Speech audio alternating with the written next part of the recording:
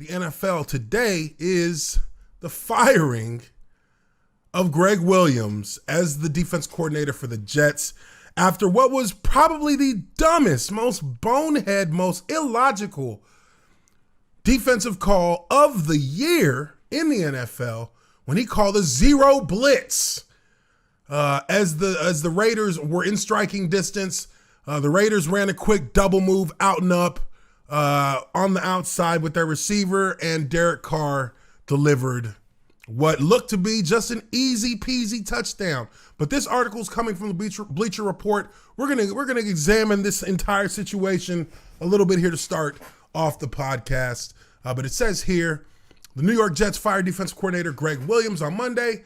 And here's the funny fact that nobody knows. Greg Williams was the defensive coordinator in Jacksonville at one point, I believe. Yes, he was our defense coordinator one year. And that's all we did was fucking blitz. That's all we did was blitz. I mean, we had guys quarterbacks were coming into Jacksonville having personal best passing performances against our secondary because we were just blitzing and leaving our guys on islands all game long. So, clearly this is a history, and we'll examine that here in a moment. But it says here the decision came a day after Williams called a heavy blitz with no safety help over the top in the final moments of Sunday's 31-28 loss to the Las Vegas Raiders. That left the Jets vulnerable to a long pass, and the Raiders capitalized as Derek Carr hit Henry Ruggs for a 46-yard go-ahead touchdown with just 5 seconds left. I mean, it doesn't get any worse. It just doesn't get any worse. You can't be a defense coordinator who is supposed to be, one of the most revered in the business and really go out there and make a play call like this. Now, some people will say that this was a setup, that this was the Jets trying to keep their tank going. Look, like a lot of people are going to get fired if that's the case. A lot of people are not going to have jobs next year if this is how they continue to pursue football games. At some point, you have to put up, a win when you're in a position to win, when you're in that final spot where you now have control and you're in a good and you're sitting with a lead late in the game. You have to close that game out. Yes, we talk about tanking, but no, in this situation, especially with the kind of madness that has been going on in New York with Adam Gase at the head coach spot, just the inability to have any kind of identity, any kind of culture, this being a team that is has become a running joke, for lack of a better word, in the NFL in 2020. You're finally in a position to win a game. Finally, you got a lead late. You've played well enough over an opponent that's fighting for their playoff life, and you just can't let a game like this slip through your fingers. And that call that he made, running a zero blitz, which if you don't know what a zero blitz is, I'm going to show you here in a second. You just can't do that. You have to have an actual game plan. You have to have an actual will, an actual desire to get a win. I mean, I don't think there's a player in the NFL, I hope there's not a coach in the NFL that would prioritize a first overall pick in the heat of the moment over winning. That's a competitive thing. That's a what's in your heart thing. You know what I mean? Like, you don't give up a win when you got it in your hands. That's like somebody giving you $100 bill, and because you want to get your food stamps, you just drop it on the floor and say, I'm good. No, when somebody puts a $100 bill in your hand, as long as there's really no strings attached, generally you take that, right? You take that. But this situation was kind of ridiculous. And as we go on through the article, I guess we'll hear a little bit more. I just felt like we could have been in a better call in that situation. Jet safety Marcus May told reporters after the game, I couldn't believe they all out blitzed. Carr said. I mean, of course. Of course, Carr's going to be like, oh my God, they're in cover 0. Green 88, hut, let's go.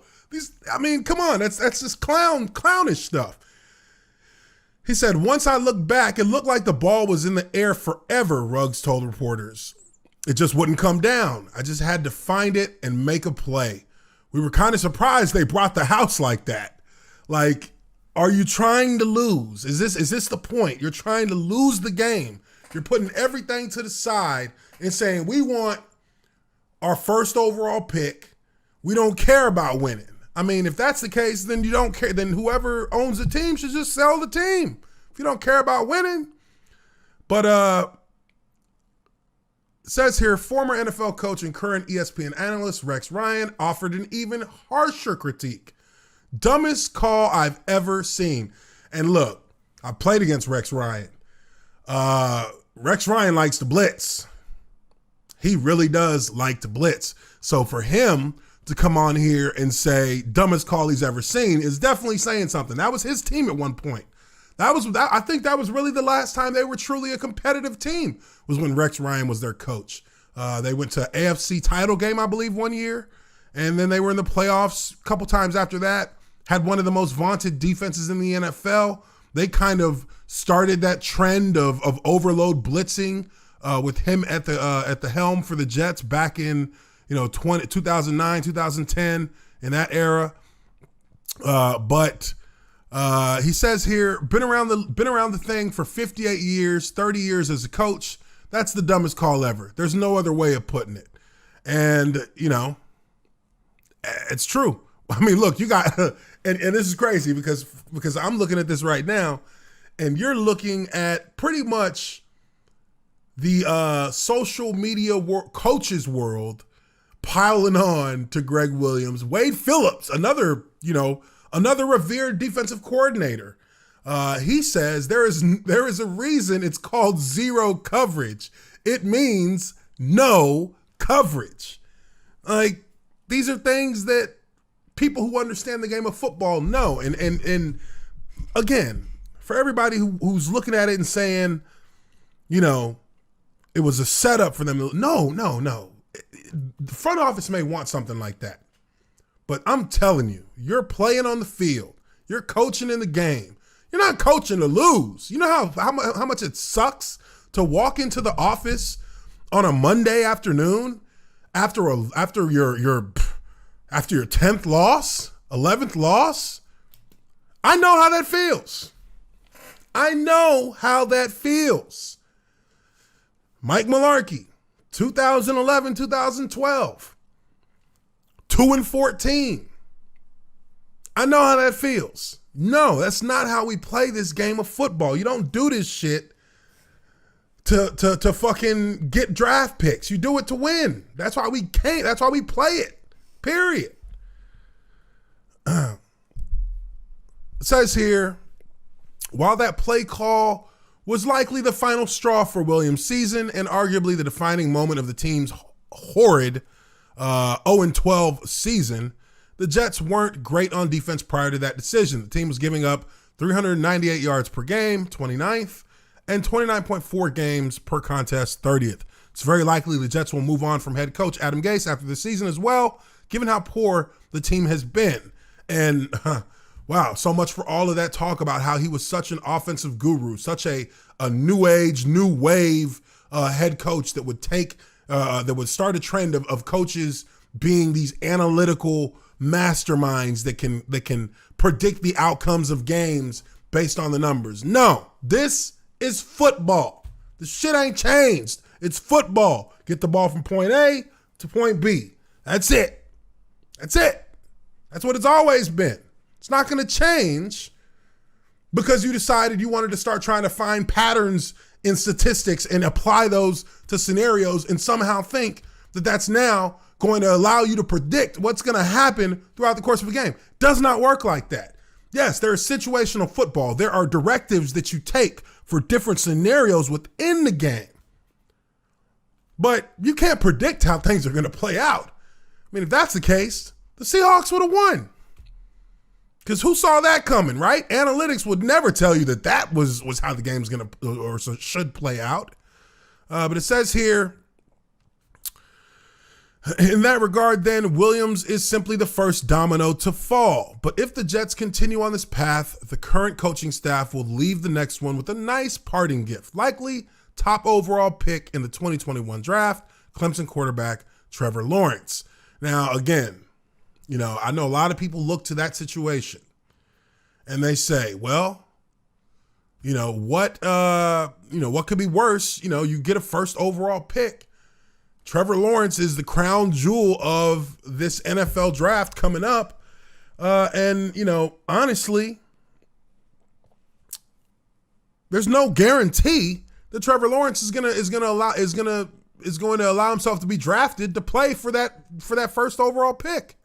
We could be seeing an Eli Manning, Phillip Rivers scenario play out again, where a quarterback is just like, no, I'm not going to go play there. I'm not playing for y'all. Y'all are bums. I'm going to wait, and y'all are going to have to just trade me away, or I'm not showing up. I'll just not play football. And I mean, hell, I wouldn't blame somebody if they did, especially Trevor Lawrence coming into this quagmire of a franchise with the Jets. It's a complete quagmire. You're actually better off with the Jaguars than with the Jets. Not by much, but somewhat you are. Now let's take a look over here at Twitter. This is an interesting, very interesting detail about Greg Williams as a defense coordinator. These are the teams. Since he was banned with the whole situation with Bounty Gate, with the New Orleans Saints, when him and Sean Payton were, cast out for their misdeeds. These are the records of all the teams he's been a defensive coordinator with since then. So you have the Titans at 7-9, the Rams at 7-9, Rams at 6-10, Rams at 4-12, Browns at 7-8-1, Browns at 0-16, Jets at 7-9, Jets at 0-12. So I mean, of course, you can see there's a little bit of a pattern here that's building up in regards to everything that Greg Williams touches. Generally, it's a loser.